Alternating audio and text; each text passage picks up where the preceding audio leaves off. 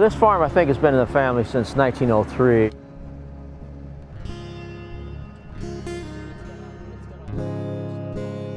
A lot of people think that like the 90 million acres that we grew last year nationwide, that's all human food, but it's only 1% of it actually goes directly into the human food supply. Most of it gets sold to either feeders or ethanol plants. If we didn't have ethanol right now, just imagine, if you didn't have that right now, and you had all the new varieties of corn over the last 20 years that have come on board, and the yields have gone steadily up, you'd have had a constant farm crisis. It would have been an ongoing farm crisis without ethanol, because all of that supply would have been sitting either in farmer-owned storage or in commercial storage. And it would have been a mess, but ethanol was our real savior. Wheat prices have been so low that nobody wants to grow it, so, and it's probably going to be the lowest plantings, even lower than last year. So, and last year was a record.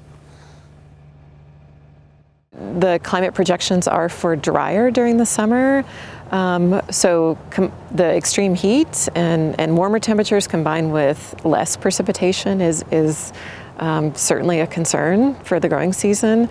The predictions are also for wetter during the winter and spring, and we had a wet winter and spring this year in 2019, and unfortunately a product of that was the significant flood that we had. In Nebraska, adapting to drought is never a bad thing to do. Probably adapting to too much rain would be a bigger problem, but because we'd have to have a different mindset, I guess. Last year was a terrible year for planting because it was so wet, and it was also hard to get trucks up and down this road when it's really muddy.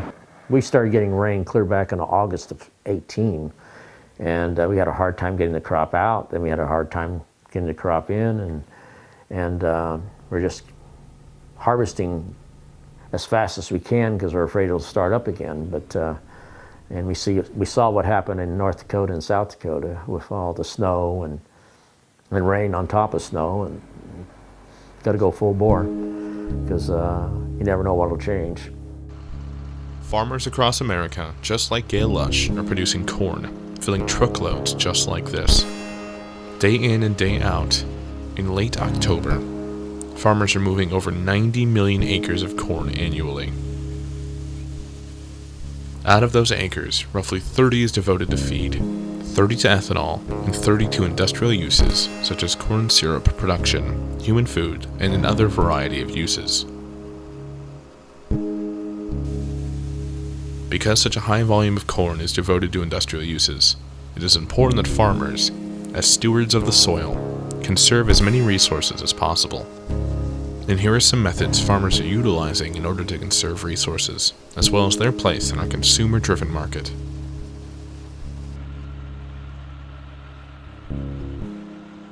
The new practices that people are using help out a lot, and then like the cover crops, like during the winter, that would have held a lot of water and soil, and it keeps it from going down into the dam or down the river.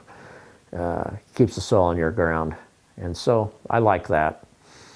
And we try to get them in, but last year when we needed them the most, it was hard to get that stuff all done because you had a hard time just getting the basics done, getting the crop harvested.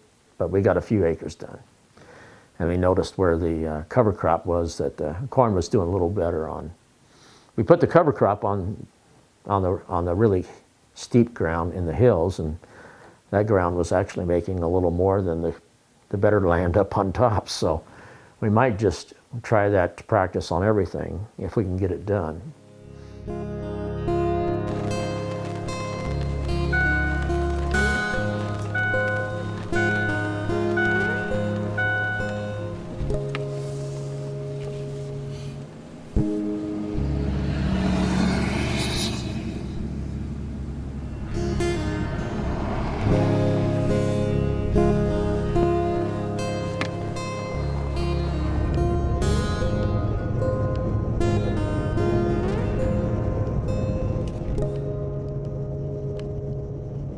is 80 acres, and he ran last night till, I don't know what time he broke down, but probably 10 o'clock. We usually run late at nights, well, especially when you have a good going. Former Nebraska Senator Roger Wehrbein, along with his siblings, owns a 2,800-acre plot of land near Plattsmouth, Nebraska, where his farming operation grows corn and soybeans. You get bigger equipment, then you got to have more land. Then you get more land, it's hard to keep it even. Then you get more land, then you got to have bigger equipment. And then if you can't find hired help, that's not been an issue with us. But His family has owned the land since 1873, and the farming operation began with his father in 1936. we're being quite rapidly urbanized. And you really, even we're at the point now, you couldn't really have a large livestock operation in this area. So I quit trying to predict the future. But The Wehrbeins practice sustainability methods in their farming, utilizing things like no-till, which is the growing of crops without disturbing the soil through mechanical agitation, and the planting of cover crops to protect the soil. Though they've maintained these practices for years, there are still things that cause concern for the former senator. this is very high quality farmland up along the river here from Falls City north to Blair, or actually Sioux City. So we're going to be losing that, over time, and depending more and more on irrigation. And when we have a fight over water, urban cities are going to win. As the climate varies over time, and then you have these major drought episodes. For example, the 2012 drought caused a depletion of the groundwater in Nebraska from anywhere. The water table dropped anywhere from 5 to 20 feet. It took several years for that to return to pre-drought levels. 2012 was just a brutal year. It was the hottest on record here, and I had to hose the cows off every day. They were overheating, and we had heat stroke in the cattle. I'll never forget it. The Dust Bowl was unique in a number of ways because you had the plowing up the Great Plains, the removal of the grassland and so on, with very little in the way of soil conservation practices and so on.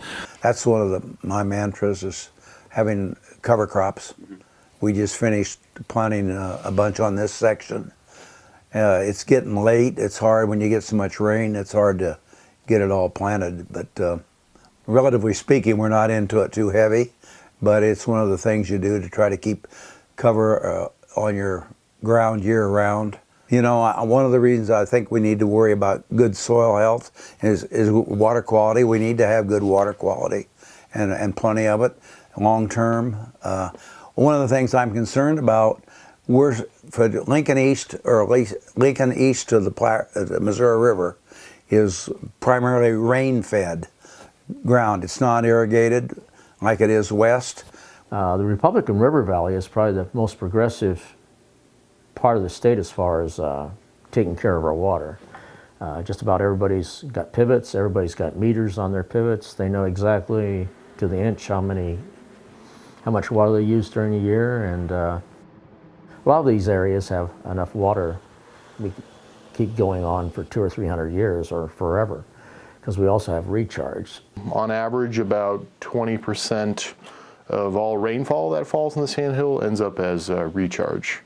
And typically that occurs in the late and mid-spring months, so sort of the March to May months is when the bulk of that recharge goes to the aquifer.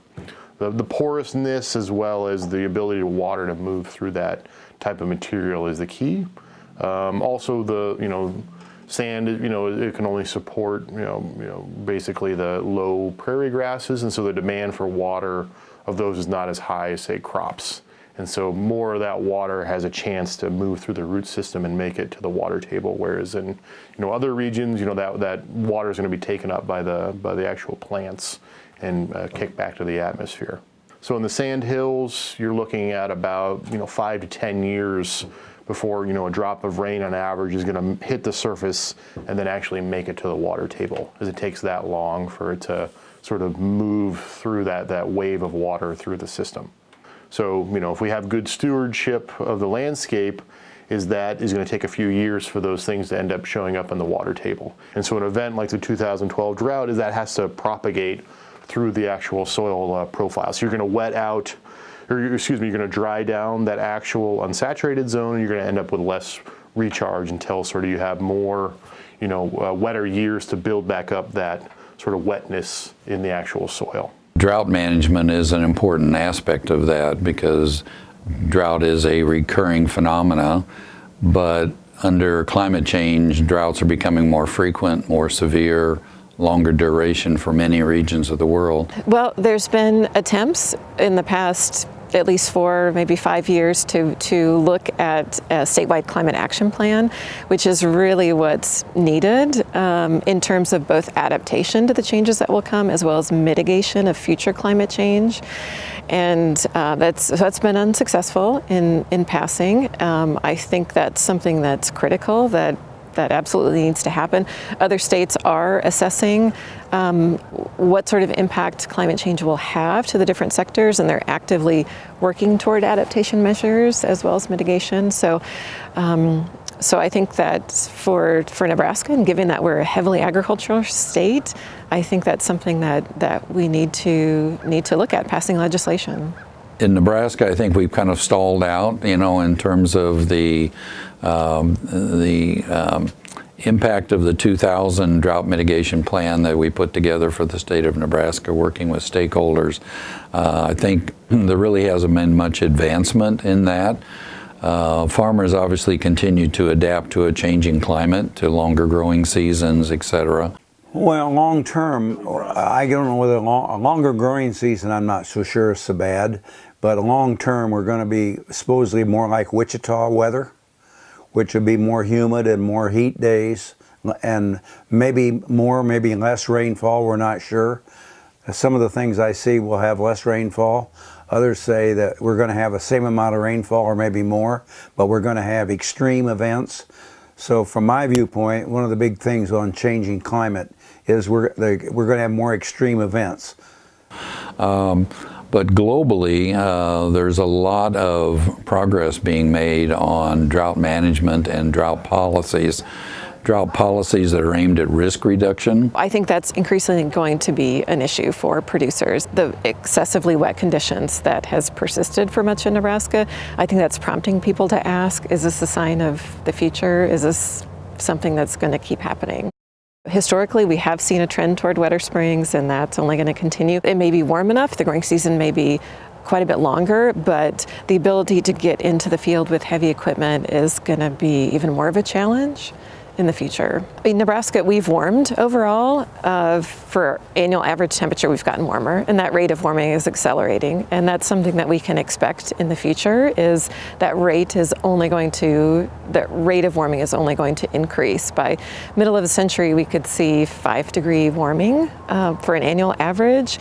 That means more extreme warm days, like days above 95, days when the nighttime temperatures don't go below 70 or 75 degrees. That's going to probably double compared to what it is now. 65-75% of the fresh water use is used by agriculture. And so relatively small savings of 10%, 15% or more in agriculture releases a lot more water for use in urban environments. And most people live in cities now, not just in Nebraska, but throughout the world. And the percentage of population that live in large cities is growing tremendously. And so agriculture needs to become much more efficient in water use. And certainly irrigation in Nebraska has become much more water use efficient over the last several decades. We've gotten some reports of, hunters or other people out there saying, certain, lakes out in the sandhills are the fullest they've ever seen them, in the fall period. And so we're still trying to, remove some of that water from the system. Is with these elevated water tables, your surface-fed lakes are going to be larger and more sustained over the year. Or if you're, in crop production, as you might have, an impact as you have, saturated parts of your field, they're going to have lower yield because of that high water table.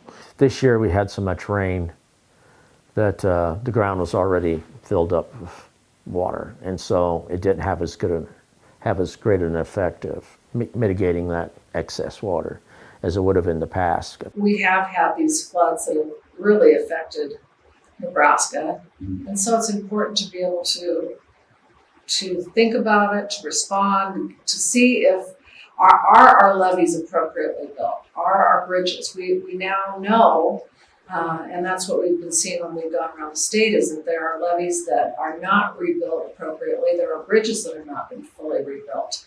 So we are going to have significant damages in the spring, I believe, if we have any kind of winter similar to last year's winter. It's better to be prepared than to look back and say, why didn't I do something? It's very clear that we're not out of the woods yet. Right now the governor is working with 2 other governors on the whole Missouri River Basin and the flooding that happened there. But we decided as a committee of the legislature to focus inward and look at what's happening to the people in Nebraska in regards to their lives, their homes, their livestock. And the devastation that has occurred is beyond belief. There's a lot of place for smaller farmers, especially close to urban centers, for organic and community food-based operations. And there is that opportunity to be able to identify where their food is coming from. That's the kind of farm policy where you really should be focusing on to make sure there's a place for all of them.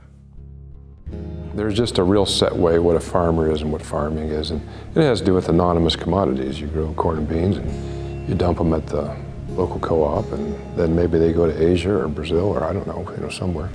Doug Dittman is a former farmer turned restaurateur. His farm-to-table business is an important part of keeping Nebraska sustainable by promoting smaller farms. Everything's like that. As an organic farmer, you really get a sense of that. And in some ways, you get a sense of being responsible for that. If you broaden the equations, water quality, air quality, human health, it's essential. And as food's about the most intimate thing that we do, is eating. It's just like any relationship. You like to work with people you know and like. And that's the same will become true of food, So the whole thing is based on relationships. And that's hard, that farmers are already so busy to get out and make those connections. But the thing is, farmers can grow anything. Anything you want, they can grow it. And it's just a matter, the whole thing ultimately is consumer driven.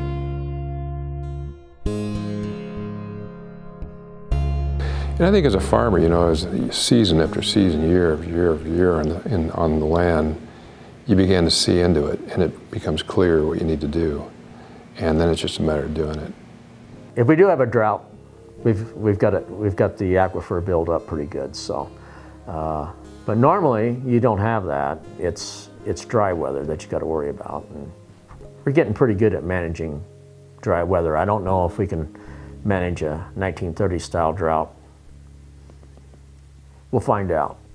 But I'm trying to think ahead and be proactive, and because I know these things are going to happen from time to time. So, and the data looks like we're going to have a lot more 2012s. So that had a lasting effect on me. And from that year on, I began doing everything I could at the farm to whatever I could do to mitigate that kind of extreme. And that's where I really stepped up the oak savanna. You have to somehow, we got to make the place a little cooler and wetter, and we can only do what we can do, each of us. So that's my big concern, that we leave this better than we found it, even if it may or may not be farmed in the future. Some will say, what do you care, because it won't be farmed.